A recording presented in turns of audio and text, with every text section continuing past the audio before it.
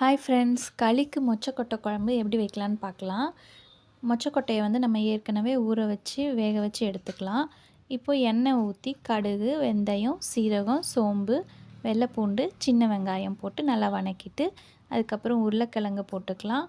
உருளைக்கிழங்கு போட்டதும் தக்காளிக்கு தேவையான உப்பு, தேவையான மசாலாக்கள் எல்லாம் போட்டு நல்லா வணக்கிக்கலாம். மசாலாலாம் என்னென்ன போட்டிருக்கேன் நான் கமெண்ட்டில் வந்து பின் பண்ணுறேன், தேவைன்னா பார்த்துக்கோங்க. இதெல்லாம் நல்லா வணக்கினதுக்கப்புறமா நம்ம வந்து கத்திரிக்காய் போட்டுக்கலாம். கத்திரிக்காவை முன்னாடியே போட்டால் குழஞ்சிரும், அதனால் இந்த டைமில் போட்டுக்கோங்க. இப்போது நல்லா ஊற வச்சு கரைச்சி எடுத்த புளியை வந்து ஊற்றிக்கலாம்.